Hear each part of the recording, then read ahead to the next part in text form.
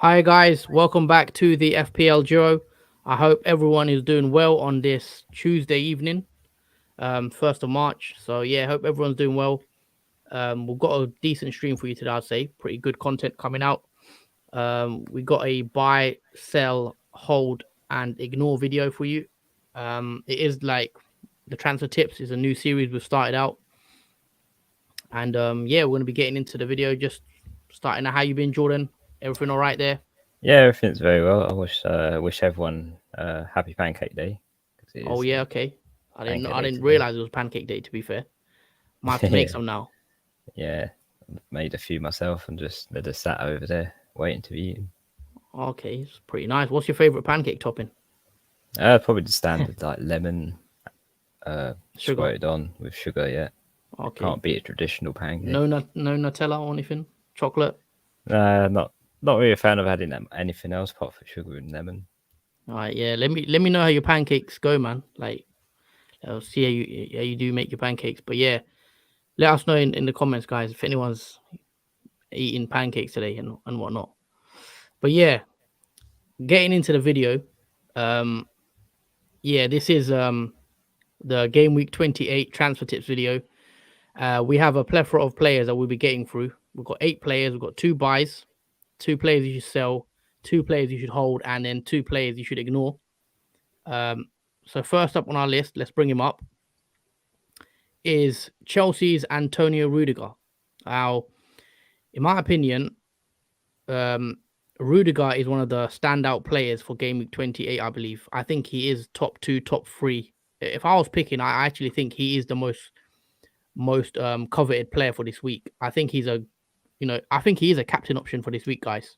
I know we'll come on to captain videos and stuff later on during the week, but I believe Rudiger, uh, I might even captain him if I bought him in. So just putting it out there.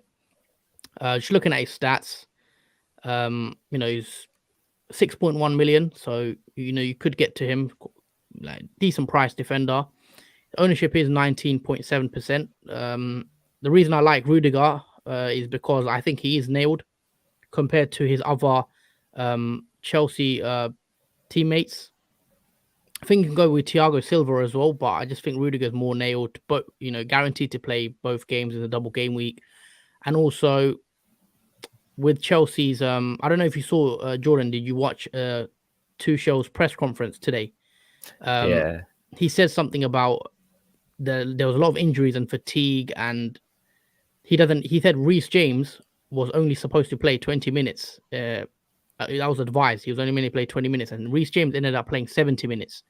So that's Reece James could be a doubt for both the games. I think he'll play one, but Reece James, after those comments, I'm not as confident of having Reece James playing both 90 minutes in the double game week.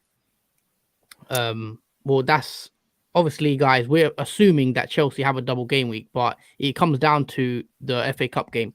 If Chelsea beat Luton Town, which they should do, that means Chelsea will have a double game week in game week 28. So bear that in mind. But we should get a double game week, and if we do get a double game week, I believe Rudiger should be on top of your priority list for this week. 10 clean sheets, 2 goals, yeah, 28 shots as well. And you look at his fixtures; it's a sea of green. Obviously, potential double game week fixture to come in 28 was at Burnley and Norwich, I believe. yeah. I Yeah, think it was Burnley Norwich yeah, and then today. 30 will be blank if that does happen, basically. Yeah, So yeah, very good fixtures for Chelsea, and I think Rudiger is also a good captain pick for game week 28 for those that haven't decided who they're going to go for yet. But yeah, what do you make of Rudiger anyway? Like, out of the Chelsea assets, he's the one I like out of all of them. Is that the same for you, or do you prefer a risk maybe with Mount or someone else? well, yeah. There is other players that I have in mind that I might want to get in for that particular week. But Rudiger overall is a decent defender. He's a very tough one, I'd say. Very hard one to Yeah, get past. He has much experience with Chelsea, obviously as a defender. I'd say he's the most experienced defender as well, so he knows what he's doing when it comes to defending, obviously. But if I had to look at other players as well, I had my eyes on obviously Reece James, but we don't know what's happening now with Reece James, obviously, because he played more minutes than he should have done in that Liverpool game.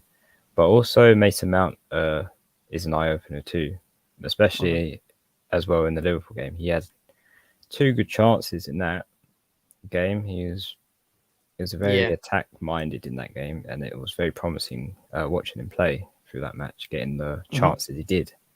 Although he didn't manage to get any returns in that, but it's just nice to see him in that sort of position where he is like a striker in effect rather than a midfielder.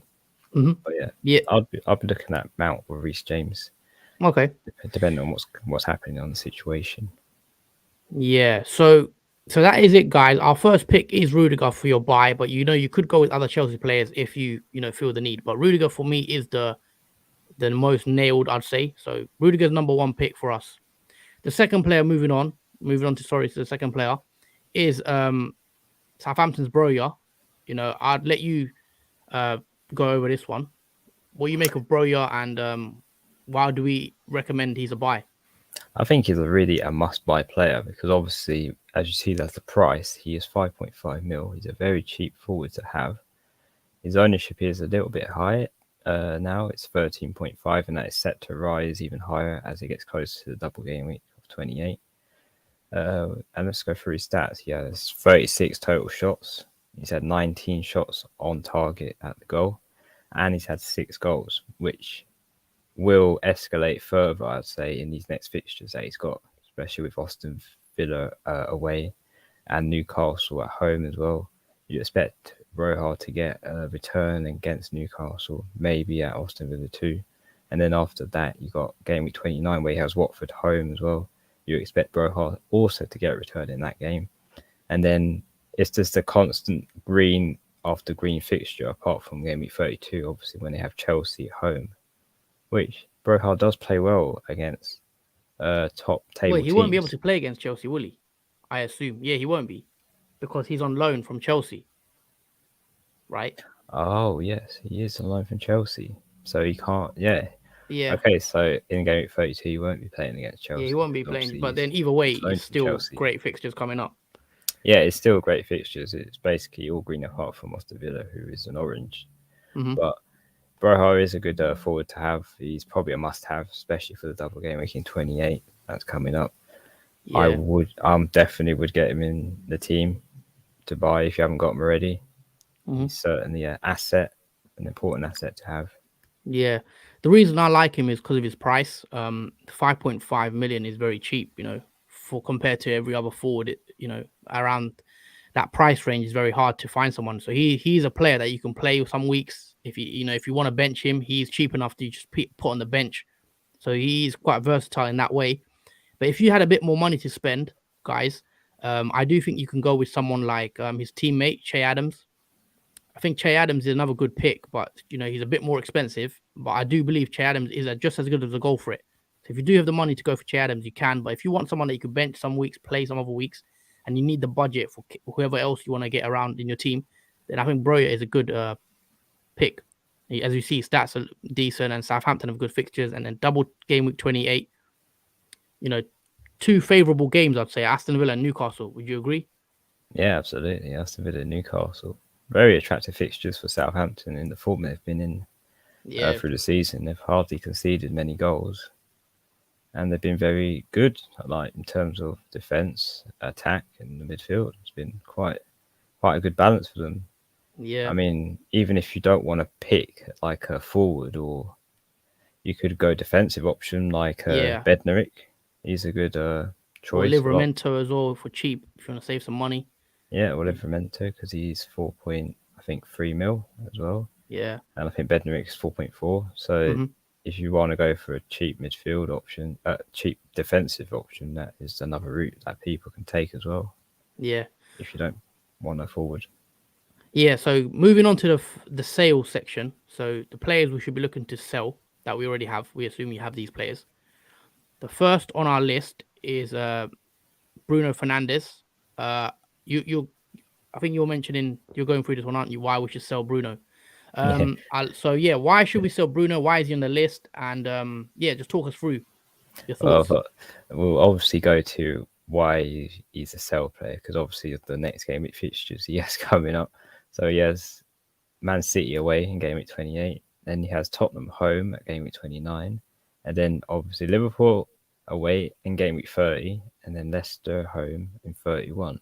And then obviously the fixtures have a little swing and they go back to greens and oranges, with game week 32 having Everton away. But unless you want to hold Bruno, I think he's a very necessary selling player that you don't want in your team carrying on with the next 4 game weeks. Because obviously Man United are not in the best of shapes at the moment. I think Man City, Tottenham, Liverpool will give them a very hard time defensively, especially. And you don't expect Bruno to get many returns, do you, against the next 3? And especially, he doesn't have a double game week, so... Yeah, it's all single game weeks. Plus, I'll be surprised if Bruno gets a return in those, at least those 3 fixtures, Man City, Tottenham, Liverpool. It's not going to be easy, but if he's able to, then I'll eat my words. I think he could, maybe against Tottenham, you could get something. You never know, but I think the appeal, the appeal of Bruno isn't there. I think because he doesn't double in 28, and he doesn't double in 29 either, and then he's got Liverpool in 30. So if you do have Bruno, I do think it's a pretty easy decision to sell him. Is that fair? Yeah, it's fair, because obviously his price is 11.7 mil.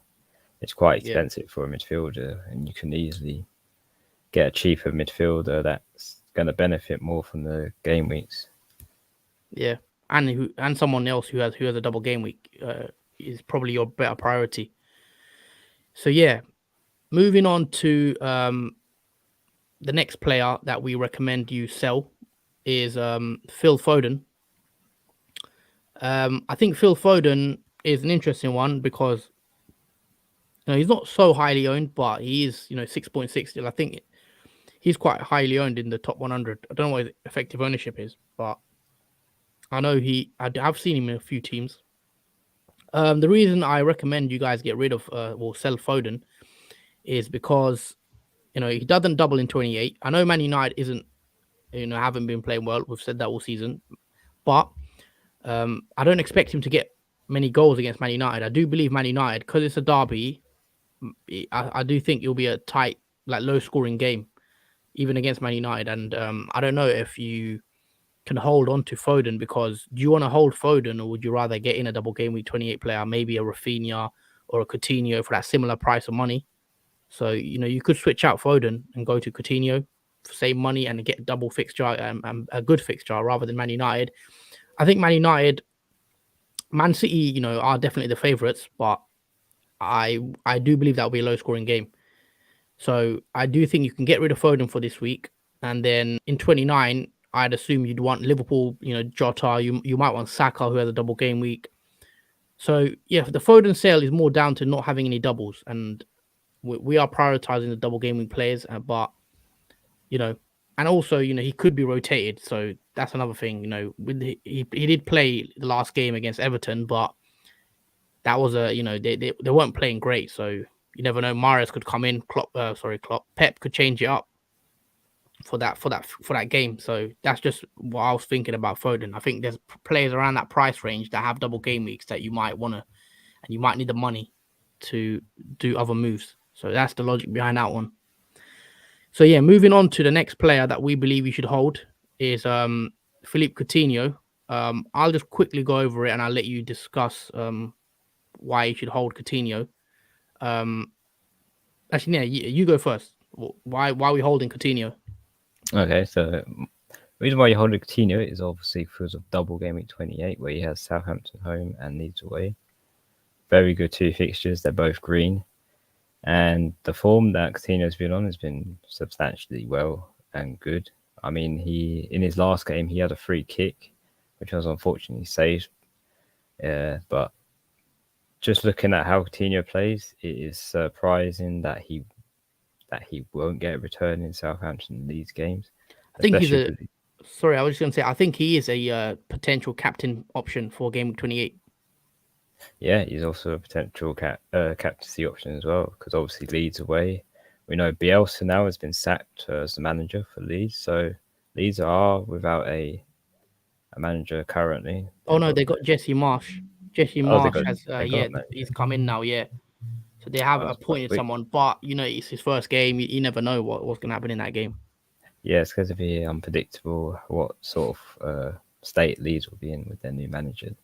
But it's a good choice for Coutinho to play, especially in Leeds one, because I'll say should get returns in that. I'll be very surprised if he doesn't. Mm-hmm. His ownership is shot up really high. It's a 20.1% now, so he's almost a template player. But I'll say he is more necessary now with his ownership being high to have him in your team, because he'll probably have ownership like Bowen will in the coming game weeks, depending on how he performs. But he's had 14 shots with 2 assists, and he's had 5 shots on goal with 2 goals. We expect that to change a lot after the double game week, the statistics. Yeah. So just me quickly on Coutinho. The reason I like Coutinho is I think he does have. I think Aston Villa are one of the teams with a good double game week. Southampton and Leeds are one of the better doubles. So also like I do believe he is a good captain pick. As I've mentioned, I think Rudiger's a good captain pick. I think Coutinho. So yeah, that's why I recommend you bring him in. Sorry, this one is it. So yeah, I think you should bring him in because you see his the price is all 7.4 million. If you have Foden, you could downgrade Foden or whatever to Coutinho. So he does appeal to me. Southampton at home, Leeds away, and then he's not got great fixtures after 29, I guess. So maybe you could get rid of him after that. But if I had Coutinho, and a lot of wildcarders do, I'd definitely be holding, and he could even be a potential buy. If you don't have Coutinho, I do think he could be a buy for this week as well. So yeah, he's the first hold player for us, I believe. Moving on to the second player that we recommend you hold for game week 28 is RAPHINHA. Now, we know Leeds haven't been playing great. The manager's just been sacked. Jesse Marsh has come in. But if I had to pick one player to recommend out of Leeds' team, it is RAPHINHA.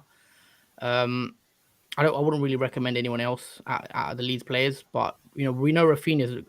I think he's going to be nailed now. I know Bielsa was like benching him and whatnot for the last couple of games, but he's going to play now. Leicester and Aston Villa, I do think are decent fixtures. I think Leeds could get goals. Leeds are an open team. Yeah, they may concede a lot, so you probably don't want any Leeds defenders. But RAPHINHA's on penalties, and for that price, he's 6.5 million. Can you really get a better double game week 28 player for that price and performance? He's got 9 goals this season, 2 assists. I like RAPHINHA. He's in my team, and I'm happy to play him for double game week 28. And then he's got Norwich in 29 as well. So, and then 31 and 32 also look quite good. But yeah, we know Leeds struggling as of late, but they've got Jesse Marsh in now, so hopefully they pick up a bit of form and then they turn their fortune around. But yeah, we'll have to keep an eye out on that one. But I do believe RAPHINHA is a hold as well. If you have him, I wouldn't be getting rid of him. So yeah. Now we're going to move on to the ignore section. So the players you should ignore. We've picked 2 players that you should not worry about for game week 28. The first one is Weghorst. Now, obviously, he has Chelsea, so that should explain why. It is a tough fixture for Weghorst. Hold on, let me just check something quickly. So yeah, Weghorst does have Chelsea, and that is a tough game, as you could see. It's a red fixture.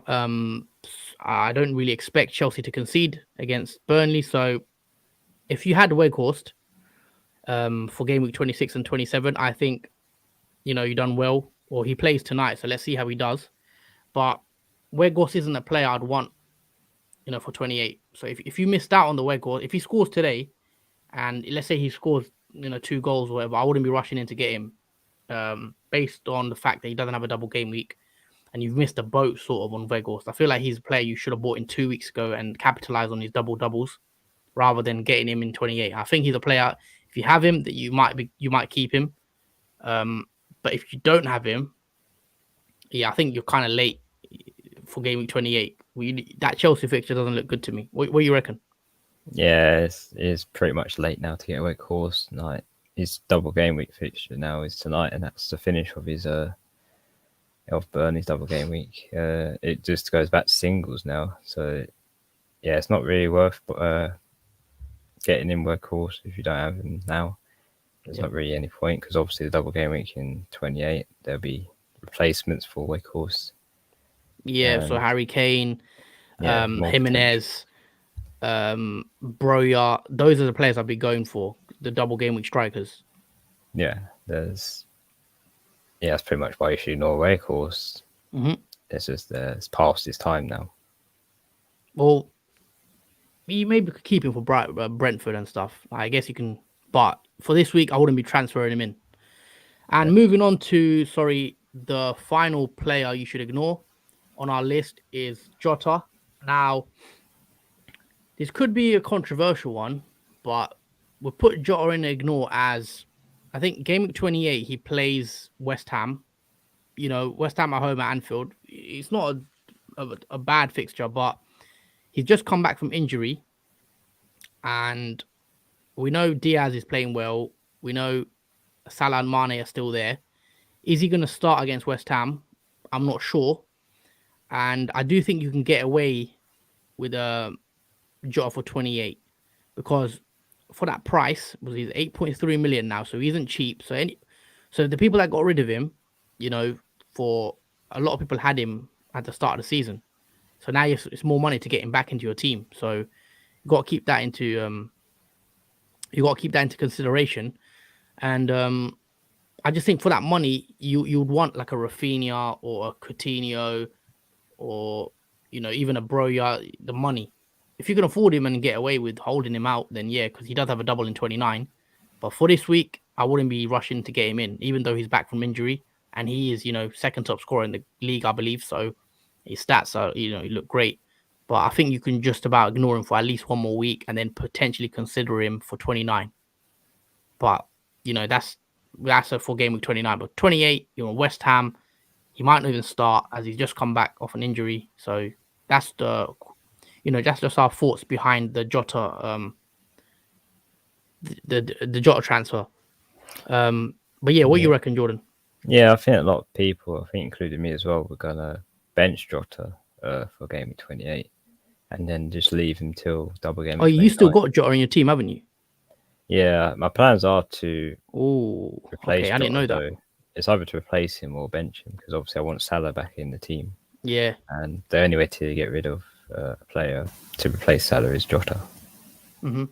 Yeah. Now I was saying, you could wildcard this week.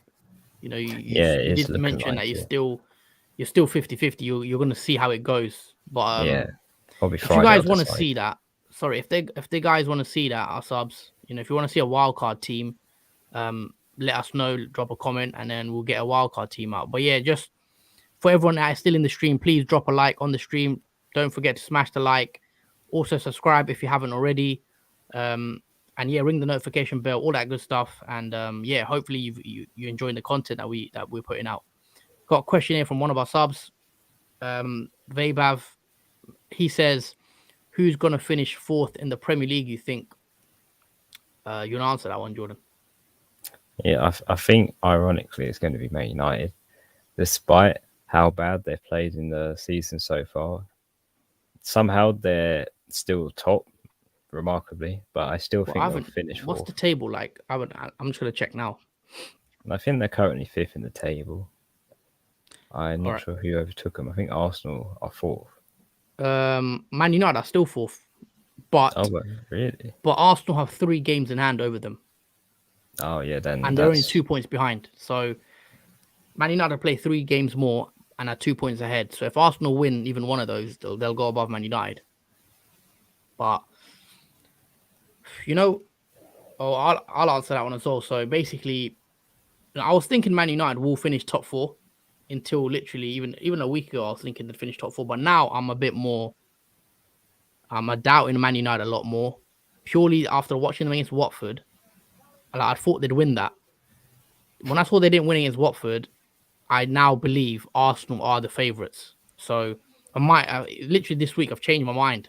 Like I think this was a pivotal week. I see Arsenal winning, and then Man United not beating Watford. I think that's huge.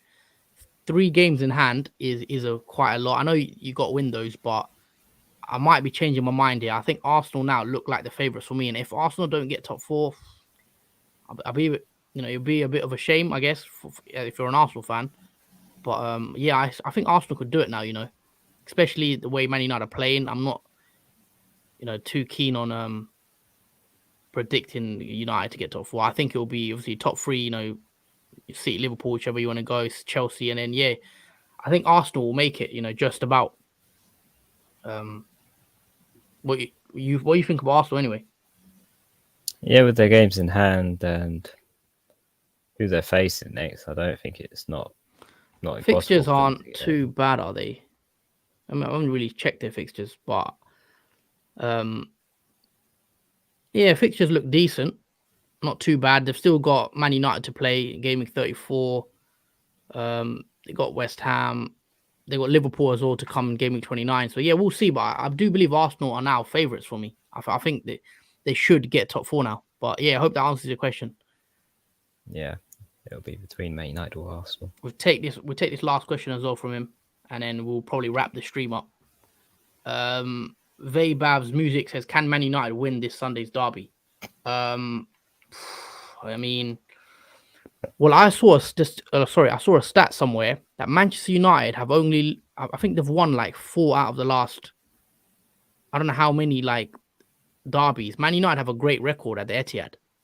Like surprisingly, Man United have won like quite a lot in the last. I don't know if we pull up the stats. If anyone's got the stats for Man United wins at Etihad, let us know, because I saw a stat somewhere. It's mad that Manchester United actually have beaten Man City a bunch of times in the last couple of years. I think Man City have only beaten once in the last 5 seasons. It's mad, but yeah, I'm pretty sure. But yeah, I don't know if they'll beat them, but I do think, I wouldn't be surprised if somehow, if we peak Man United, if they get a draw or something. That's what Man United do. I feel like they could lose to the easier team where you expect them to win, and then they could go to City and maybe maybe nick a draw, because it is a derby. And like I said, I don't believe it'll be a high scoring game. I think it'll be quite tight, and Man United need a performance, especially now that Arsenal are breathing down the necks, and what better way to put in a performance against your rival? Yeah, it might probably be like the Chelsea and Liverpool Carabao Cup game, sort of like that sort of performance on both teams. Might be a surprise to see Man United play like that, but yeah, when Man United turn up, and they do often turn up in games, it's very rare for them in this season too, but when it comes to Man City, they do put their performances higher up more. I wish they did every match though. Got a question for Toby Lang. He says, "Do you think CR7 is too old for the Prem now, or is Man United team not good enough for him, considering he has been so poor?" So good question. I think it's a bit of both. I don't think Ronaldo's been great recently, but then I don't think Man United as a whole have been great recently. I just think it's a mismatch of issues at Man United. I think they don't have a backup for Ronaldo either. He is 36. He's playing midweek, playing the weekend. Cavani is injured, so they can't really rotate him out. It's a bit of both, really. I think Ronaldo, obviously we know he's not the same, as that Ronaldo that left. But also, Man United's team isn't great either. So I think it's quite a few issues there with Man United. But that's probably that video. If we speak about Man United and the issues, we'll probably be here all day. Yeah. It's another massive, endless list of issues. There's a lot. Yeah. But yeah, moving on to some more FPL questions. We'll take this question. Best differential mid for this week. Best differential mid. That's a good question. For this week. Would Mason Mount count as a differential? What's his ownership? His ownership is low. I don't know what it is, but It's very Let me low. check. It could be a Chelsea midfielder as a differential because I don't know if. All right, Mount's differential of his Mount's 12%, so not. I don't know if he's a differential. I'm surprised he's that high owned still. What about Ziyech? Ziyech, is he back from injury? I don't think he is. I think he's still flagged. He just has a knock on his flagged Ziyech stats. could be a good differential if you're on a free hit, or if he is fit, someone like Ziyech or Havertz. I think a Chelsea attacker could be a good differential, especially someone that's not Mount, basically. So, if you're on a free hit and whatnot, I think look at if Chelsea do double, that is. So yeah, sorry to not to confuse anyone. Chelsea have a potential double Gameweek 28. It requires them beating Luton, or it requires Norwich beating Liverpool. So if Chelsea beat Luton Town, as we expect them to beat Luton Town. Obviously, nothing's guaranteed, but if they beat Luton, they will have a double game week in game week 28. So bear that in mind, guys. Chelsea need to beat Luton, I think, tomorrow. Tomorrow the game. Yeah, tomorrow they play. Yeah, so once we find that out, then yeah, you could bring in your Chelsea players. I think Rudiger is still, for me, the most less risky move you could make out of the Chelsea assets. But if you are willing to take a risk, if Ziyech's fit, you bring him in, or Havertz.